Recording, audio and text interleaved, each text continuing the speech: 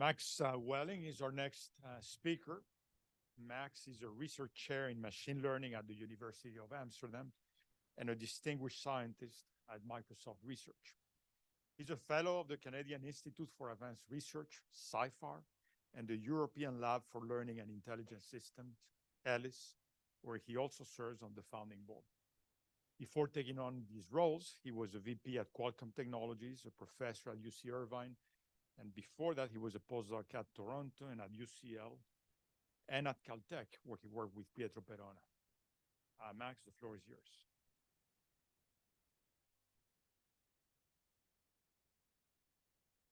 Who's that? Great. Yeah, thank you for the introduction. Also, thank you very much for inviting me here. I've really enjoyed myself over the past days. Yeah, I'm going to talk a little bit about two things, basically. What can machine learning do for science, and how do we implement that in Microsoft Research? And I'm also going to discuss a few sort of more detailed projects, not in too much detail, but actually have a connection with the previous speaker. That's why I was kind of fascinated about that. And so now it should move forward. Thank you.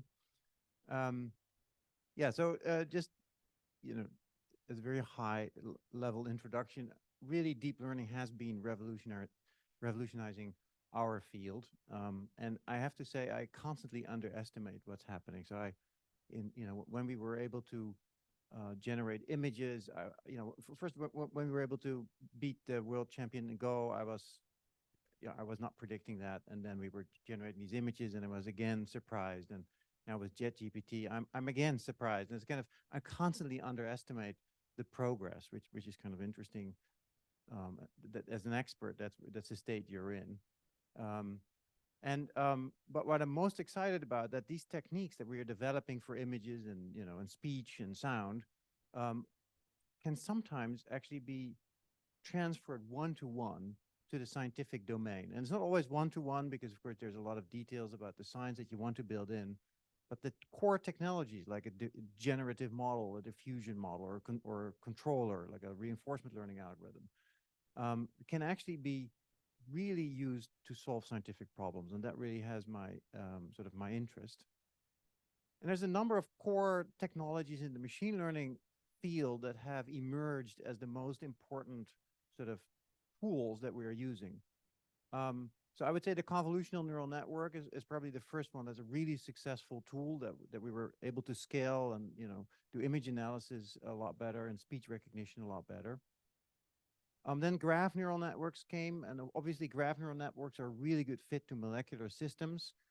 A generalization of that is message passing algorithms, where the nodes interchange messages on the edges, and it's also a deep neural network architecture. And then, of course, more recently, transformers, which you can view as a special case of a graph neural network, but that doesn't maybe do full justice to it. It's particularly good because that architecture scales, and it's all about scaling these days. You can train transformers on, billions of parameters and trillions of data points, and that's really what's getting sort of the performance these days. But besides scaling, I'm also a scientist. I actually did my PhD in physics as well before I sort of digressed into machine learning.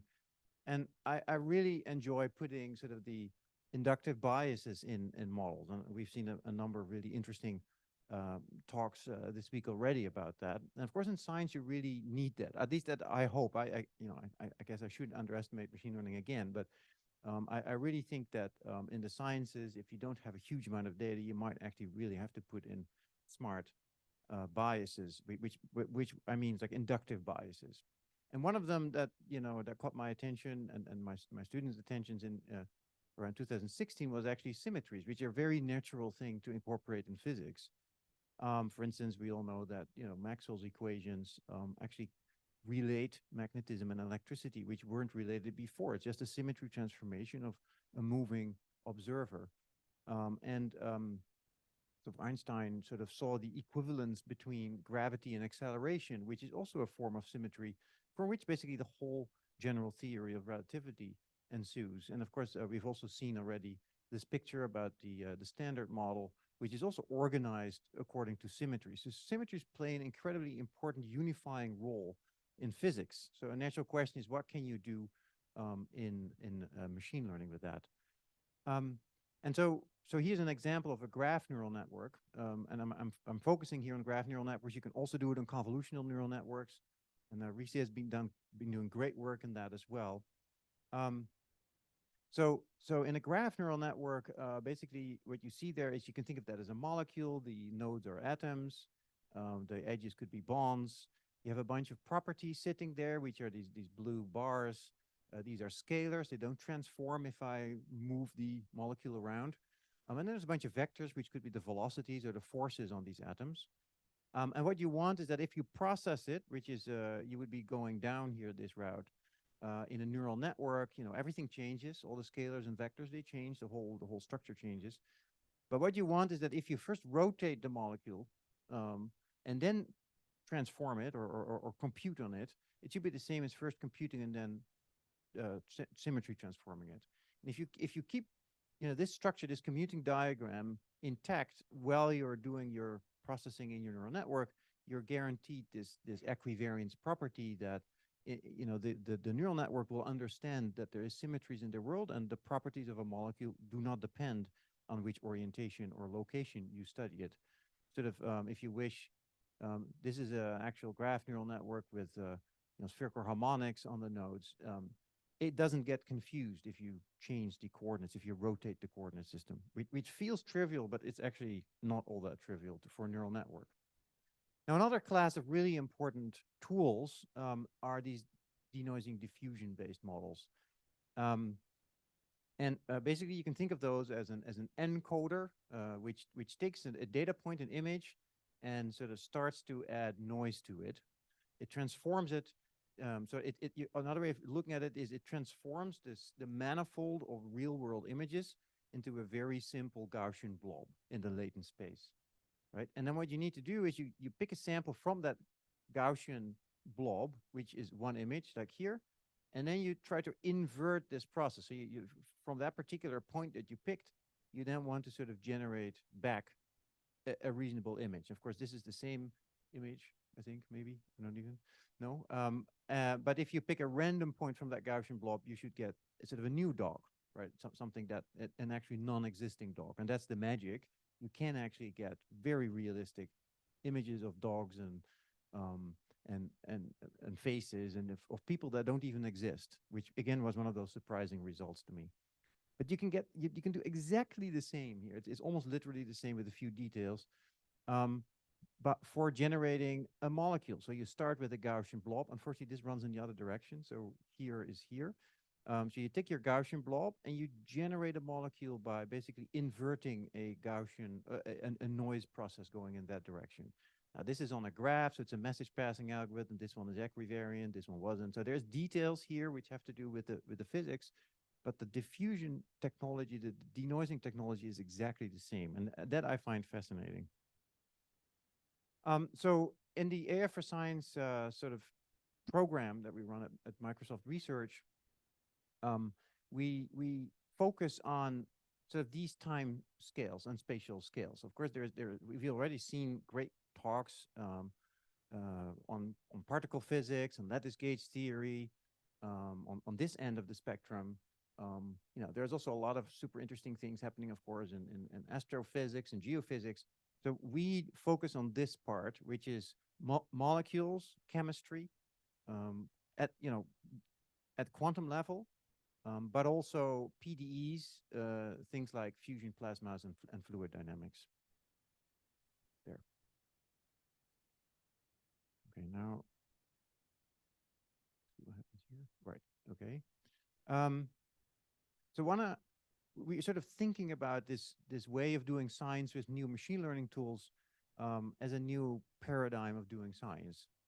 And so imagine what happened when people were inventing new airplanes, right? So the first airplanes were invented by, believe it or not, trial and error. You build something, you try to fly it. If it crashes and you survive, go for the next round. So then basically people started to build airplanes by putting them into wind tunnels and collecting lots of data. and then you can do machine learning and data analysis and everything to build the next generation of design. These days, many of those things are all done in silico. So you basically, you can sort of do your wind tunnel experiment in your computer, collect the data, and iterate the design. So this is, you can think of this of inverse modeling in some sense. And so of course, in going from here to here, you need increasingly more compute. We have increasingly more compute, and so we are moving, in this direction. But this could also be a lot cheaper because you don't have to build that wind tunnel. I'm not going to say that we can just do away with all the experiments. That's not going to be the case, but we can at least, do less experiments and replace them with compute. Now, the idea is that you can follow the same idea in for molecular simulation and molecular design. So you can do trial and error experiments to come up with new molecules for, new medicines or something. Or you could do, lots, you could do measurements and then collect the data and do machine learning and data analysis on that data. Or you can actually do the simulation of the molecule directly in your computer, which means you would have to sort of solve MD simulations and things like that, and do transition path sampling, as we've heard in the last talk, all in your computer to compute the statistics and the things you need in order to design a better molecule. So it's sort of a story of amortization, if you wish. So let's say this is not a train, but it's a training data point. So you get yourself a new car. You really like your car, and so you get it tested, and you figure out what all the sort of flows of the fluid, the air around it is. So now, if you sort of build your new car next year, you don't actually want to go through this same process again. It's a very expensive process. So what you're going to do is you're going to store all the data from this simulation. You're then going to build a neural network around that, which is something like saying that data gets stored into the weights of the neural network, if you wish. And then next time, when you want to test it, you can shortcut this particular path by going directly to the neural network and ask for the properties of that sort of car, or maybe even do the fluid dynamics here faster by the neural network. Now, of course, it doesn't work always. Maybe if you give a tractor here, it's a very different thing here, then you might have to retrain your neural network, but most of the time you can shortcut that computation. So now I'm going to talk a little bit about PDE solvers. We have already heard yesterday Anima talk about that. So PDEs are everywhere. I'm fascinated with that. Basically, in machine learning, we're in this corner of the world where we don't really use PDEs. We have, our own kind of set of tools, but I sort of have the sense that all the rest of science basically uses PDEs. So there's great applications areas here that we can look at, and in particular, weather is one that's been exploding recently in terms of the application of machine learning tools to it. So it sort of started with this ForecastNet, which you heard Anima talk about yesterday, the really interesting architecture built on FNO layers. And the idea is basically that you replace the numerical PDE solver with a PDE surrogate. So this is for weather prediction. It's not for climate prediction. And I do understand the concerns that if you do climate prediction, it might be a different game. But for weather prediction, this is actually making an impact, because these things can actually predict, up to 5-6 days in the future a lot faster, like thousands of times faster than the numerical weather predictions. And well, there's issues of reliability and all that needs to be resolved, but it seems to be very, very promising. And there's somewhat of a race going on. There's this paper by Huawei, which improved significantly on this model. And then DeepMind had a model based on graph neural networks, and this was a vision transformer. We also had a model called Climax that also, so the difference between, I'll talk a little bit more about that, but so there seems to be a lot of activity. And I want to say this is like 1 or 2 years of progress, right? So every, couple of months, a new model comes out that further improves this. And so I think that it's really something that, we need to start paying attention to. And unfortunately, meteorologists are starting to pay attention to this development. So this is our own model. I won't go into too much detail. It's the difference, sort of the unique part of this model is that it's able to integrate a whole different range of data. It's not just ERA 5, which is one particular data set at one particular resolution. So we designed this model to be able to integrate lots and lots of different kinds of data, different resolutions. And that's sort of what we call foundation model, right? Something that can do many tasks and is built on many different data sets. And keeps improving. So that's the other part of it. Yeah, so it's built on a vision transformer, which is basically the idea is you take your images on different things that are being measured, like pressure and temperature and all those kinds of things, and they'll be cut up in small patches. They'll go through a neural network representation, and things happen. The position is being added, encoded.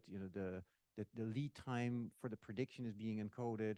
It goes through a big transformer, back propagation, and there you go, right? And so what the lesson for me was, I would say the bitter lesson for me was literally that it's all about scaling now. And I really hope that in the future we come back to modeling again. But for now, the fastest improvement is scaling and more data. And well, after we have to sort of realize now that that might be a different phase we're in the field. Going back to sort of trying to do something smart, we also did looked at symmetries and for PDEs. Now PDEs do have symmetries. You can actually compute them. There's just a program that you can use that sort of gets you all the symmetries. It's a bit hard to get them into the neural network because these symmetries can be quite exotic. But you can use them for data augmentation. And so it's basically you get data for free. Instead of having to run your numerical simulator to get data, you get one solution and then you transform it using all of these symmetries and you get a much larger data set, and that really significantly helps you to boost the performance. So on to molecules. I don't know if I have to really spend a lot of time here. I think most of the people here are convinced that studying molecules has beautiful application areas, societal impact in drug discovery, but also solar cells and hydrogen production, fertilizer production, many good things. So there's many scales again, and each one of these scales has its own tools that people use to study it, all the way down from wave function methods to study the quantum mechanical behavior, to DFT, to molecular force field, molecular dynamics using force fields, all the way up to sort of coarse graining and PDEs, continuing methods. And so we are inspired by that kind of continuous sort of coarse graining and scaling of all these methods and how to work to develop them. So here's basically a slide which shows the various things that we're doing at Microsoft Research at this point. So we look at the quantum chemistry, and this is a beautiful, I should have, so this is a beautiful thing from Quanta magazine that shows basically the electronic structure as it evolves under the Schrödinger equation. I find that very inspiring to look at that because you sort of get a sense of, how do electrons move around. So that's basically solving the Schrödinger equation. Most of the chemical problems, we really need to solve basically the ground state of the Schrödinger equation. So DFT does a great job, and you can really improve that by machine learning methods. Then there is molecular dynamics. That's basically the Langevin equation, and that you're trying to solve. Again, there's problems like, for every one of, you need to compute the forces. The forces require you to solve the Schrödinger equation. So you want to replace it with the machine learning method. That's called a force field. But you also need to sample this. So you also have, chaos that's in the way. And so that's another problem that you have to resolve. We look at these types of applications, drug discovery, material science, and catalysis. And in particular, we're interested in the design of these things, or the inverse problem, right? So for the inverse problem, you do need good simulators. But the real problem is, of course, what I would call a search engine. You would say, I want a material or I want a drug with these properties. And then some process ensues in the cloud, which calls lots of simulators and lots of, programs that will then, in the end, deliver for you a sort of ranked list of materials or drugs or catalysts that do the job for you. And then in the last category, that's basically PDEs. This is an extremely rich field that we're starting to explore. For now, we are looking at the Navier-Stokes equation and some equations in plasma physics, and we do the PDE surrogate modeling there. Okay, so it's all super expensive, and here's of course the Gordon Bell Prize that also was mentioned yesterday by Anima. So even for quite simple structures like a virus or a piece of small piece of material, you need about 28,000 GPUs to run, and so really it's all about compute. So a little bit of, what an actual molecule, what it takes to simulate a molecule. So a molecule you can sort of represent as atoms that are connected through bonds. We've seen force fields actually already yesterday.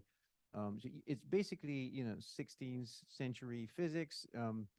You do Newton's equations for each one of these atoms, except for that you need to compute the force, and the force needs to be computed because you have all these electrons. You need to solve the Schrödinger equation, which is incredibly expensive.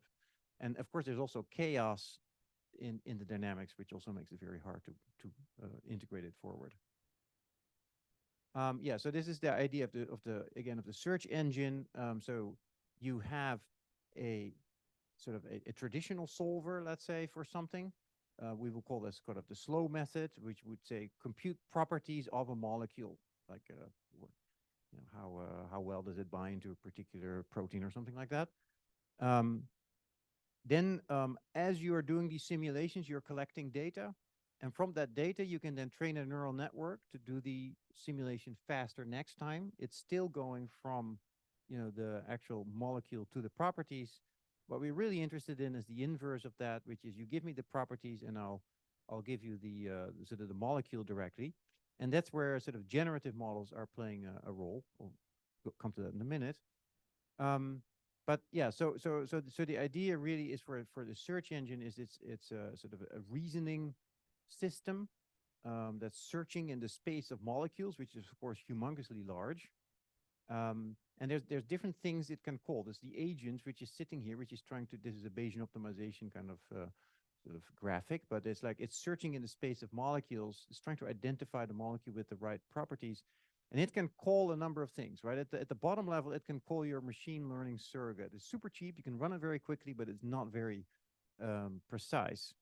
But if you have sort of uncertainty, when it's starting to fail, and you need to sort of escalate up to the next layer, which could be a computational chemistry layer, which you could do density functional theory or some more expensive simulation.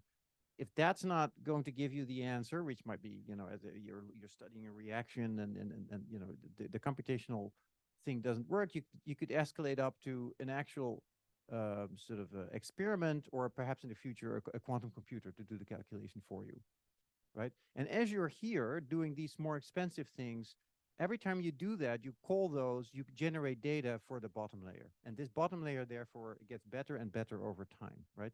So you can imagine, a cloud service where people are constantly searching and doing things. They are generating, their workloads here, but every time that happens, this thing will get better and will start to do more and more of the work over time. And then there's a RL agent that needs to reason about which one of these tools to actually call. So here's an example that was already mentioned already, which is a force field prediction.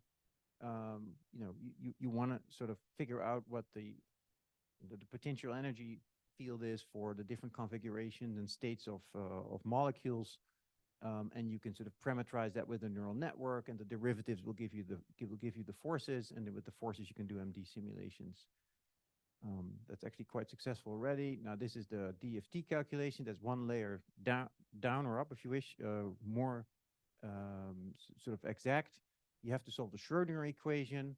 But in the Schrödinger equation, there is this term, which is a exchange correlation functional, and people really don't know what to write down there, so they guess at it. But surprisingly, if you even do rough guesses, it works very well. But now we have the opportunity to do something more expensive, like maybe a wave function method, to create data to then learn that functional. And so you can improve the functional over time, and that will improve your DFT calculation as well over time. Okay.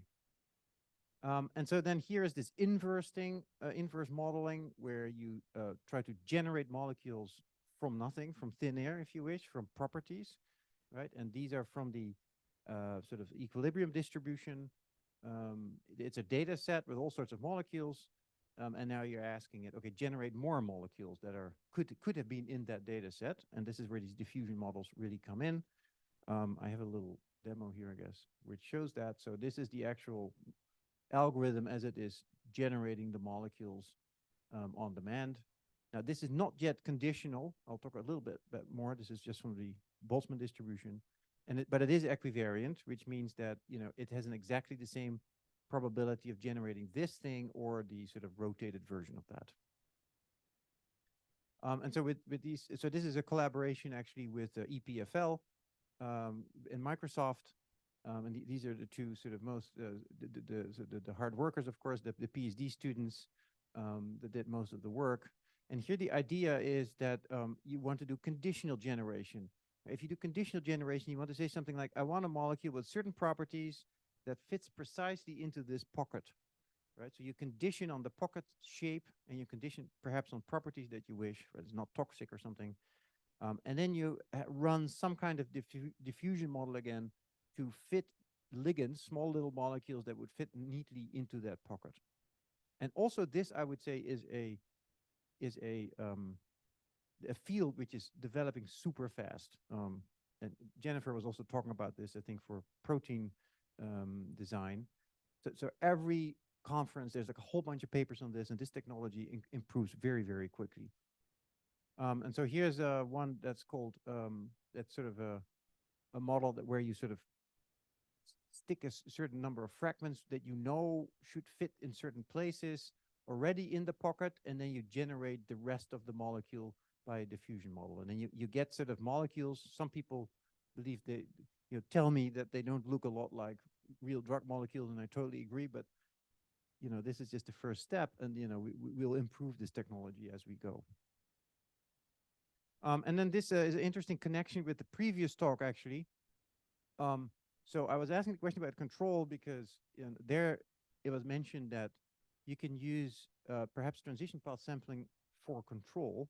So what we did here is exactly the reverse. We used control for transition path sampling. And so unfortunately, I don't have to explain anymore what transition path sampling is.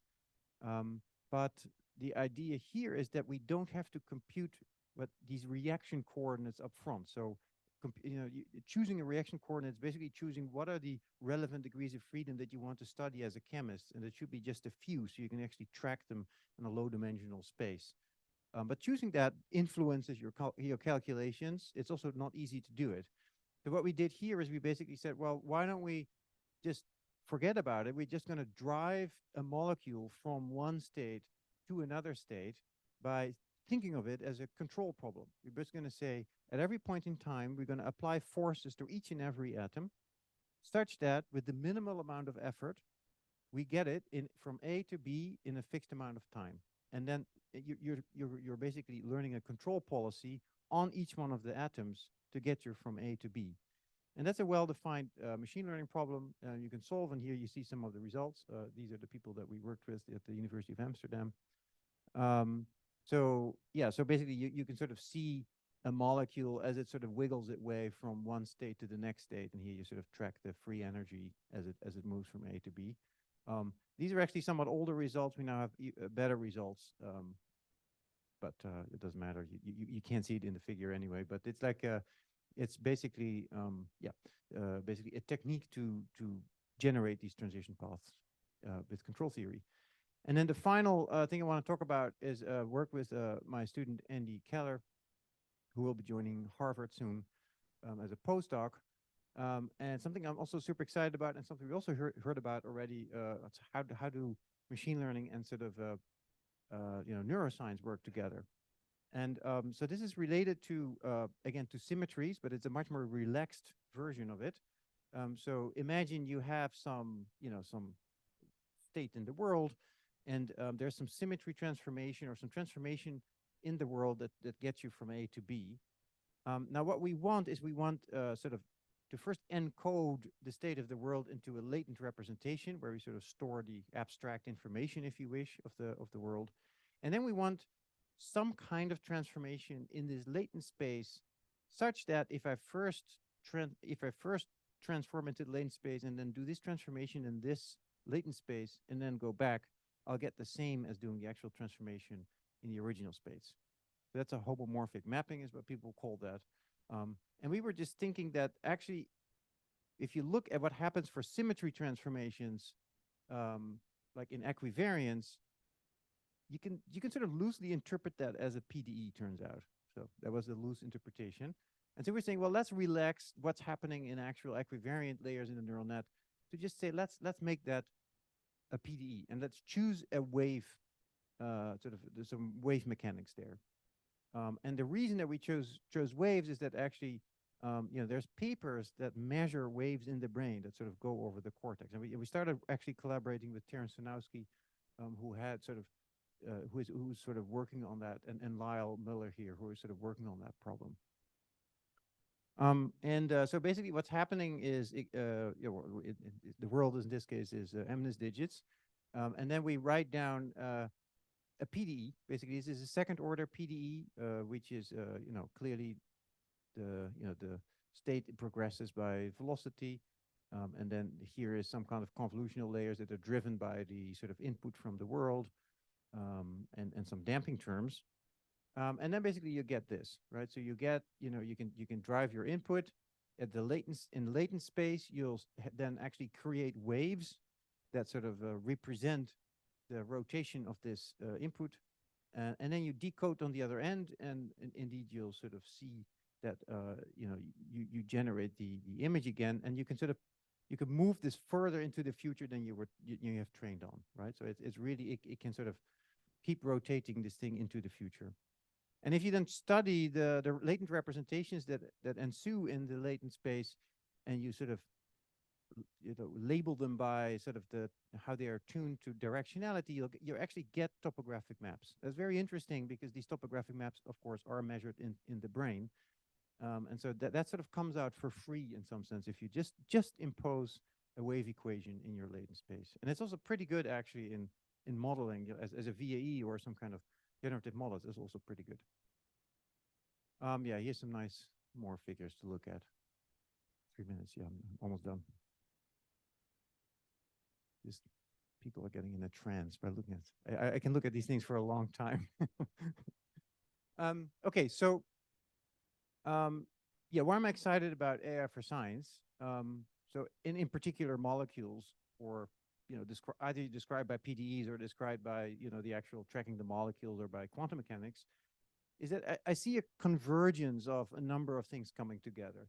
Perhaps the most important one is the fact that there's now a number of really urgent societal sort of needs in terms of making the energy transition to hydrogen, for which we need better catalysts, sustainability, making sure that we can capture carbon out of the air, for drugs, making sure the next vaccine can be generated quickly.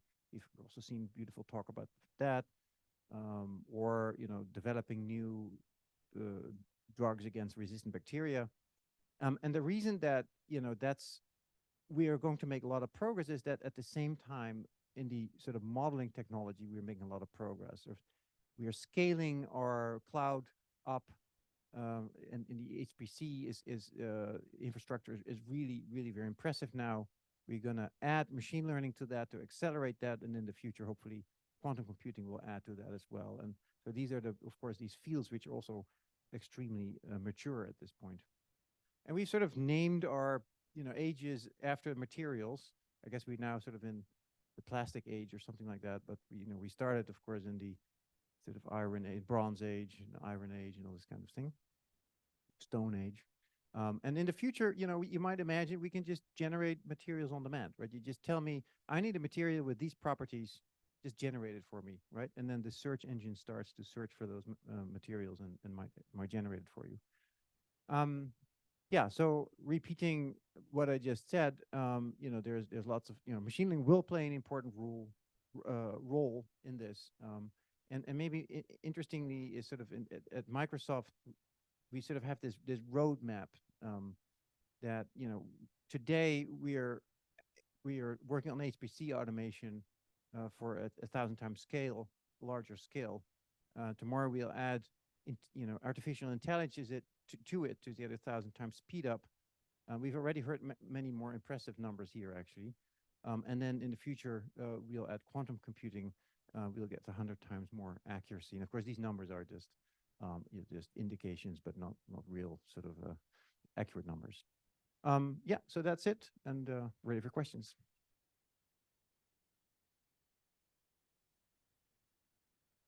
Thank you, Max. Vincenzo, and then Jen.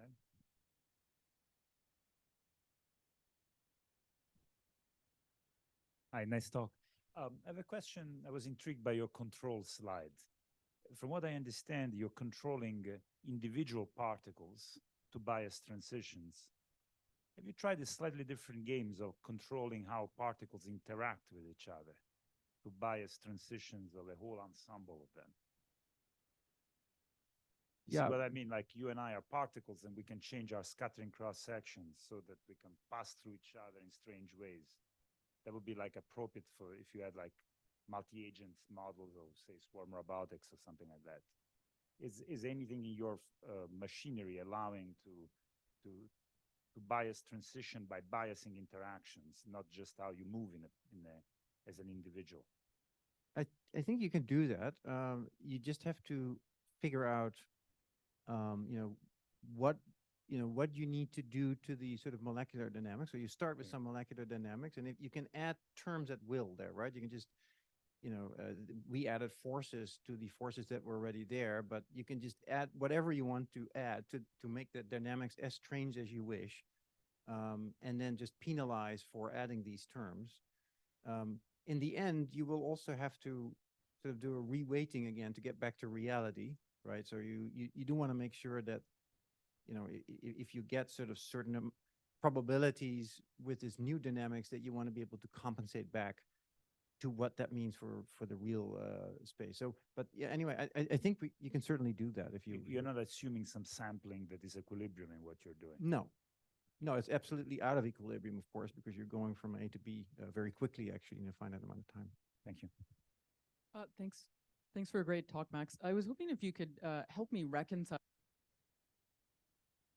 and this idea that scale is there's no more modeling, it's about scale. And I think we all believe that, at least in certain domains. And then at the same time, we hear about encoding symmetries versus data augmentation. And so, you know, when do you think that's worthwhile? And on the third hand, we hear about diffusion, which I think most people would agree has had a pretty large influence, at least on images. I think the jury's still out for science, but I'm curious to hear if you think the jury's still out. And then just how do you think about, is it scale, or do I need symmetries? Do I need new innovations like diffusion and so forth? Well, so part of that confusion is basically reflecting my own confusion in some sense, because it feels like it's a pendulum for me. At this point, I have to admit that scale is giving me more than adding symmetry. So for instance, for the case of the Climax model, we were working with very talented, you know, hardware specialists and software specialists, and I keep telling them, oh, should we not, you know, add this thing in the vision transformer? And they said, no. Everything you do to make it more complicated will affect the scaling. And in fact, that's also the story, I think, of OpenAI's ChatGPT. The latest version is simpler than the earlier version. So they're ripping out pieces in sort of for the scaling, which is interesting, right? Now, this is, as a scientist, is not what I want to hear, right? I want to do the modeling. But I think there's also some good news in the sense that, of course, language models have a huge amount of data to work with. And very quickly, you'll find that whatever you think as a scientist, you know, to put in as inductive bias, that only works up to a certain precision, you know, unless you've sort of figured out sort of the standard model or something like that, where probably things are really what they are. But the world is very complex. And so when you put in your own sort of biases up to a certain amount of data, you know, that's helpful, after that is not going to be helpful because you're preventing the model from actually discovering new things. Now, in science, it might be a bit different because it's just very, very expensive to generate lots and lots of data in your computer or through actual experiments. And so we have much more limited data. At the same time, we know very much about the domain. In language, it's maybe very hard to figure out precisely what language is. For physics, we do know certain things that are just true, right? I mean, the rotation symmetry, I'll be very surprised if somebody tells me, well, actually, it's, you know, the world is not rotationally symmetric, right? So I think that, so it is a slightly different domain, but I do think that we have to be honest with ourselves and say, well, where do we get most of the improvement? If that's at this point in time scaling, we should focus on that and get the models better. You know, again, with the caveat that you might not get a lot of understanding from that. So that's the other part of the equation, of course. But I also think that at some point, these curves level off. So at some point, you'll see, you know, they're sort of saturated with the amount of data. And then you can start to be smart again and sort of push the models back down and make them better. Yeah. Reese.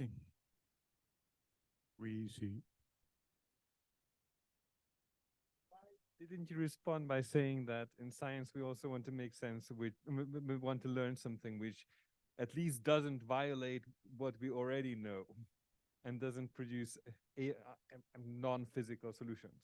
So it's not, I understand that that scale to some extent can compensate for putting in prior knowledge, but I see a bit of a difference between image recognition and science in that domain, because there are actual laws under science. But well, I did say really that, I guess. Concern? Yeah, no, I did say that, you know, it is different. And yes, to the degree that it's helpful, right? So when you're doing weather prediction, right, you talk to a meteorologist and you tell them you have a method that sort of leaks energy away. They laugh at you. It's like, what the hell, right? We're not going to use that model. So there is, you know, making sure that your predictive model conserves energy seems something that really should go in there, right? But other things which are maybe more sophisticated inductive biases that you might have about the world might actually get into the way somehow of either the scaling, because it gets complicated. You know, you want to do like a higher order, you know, equivariance with spherical harmonics, the whole system slows down, right? And then the question is, maybe if you have enough data, you can, you know, maybe learn it. And so there is where the trade-offs really start, I think.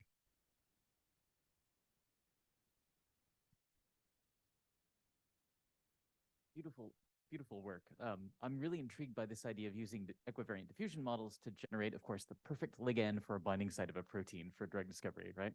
But of course, you have to make these molecules synthetically feasible, but it's more than just that. Like, you can't just give a medicinal chemist 100 different molecules that might be feasible in some way with 100 different routes that need to be optimized, because then you'll find yourself murdered.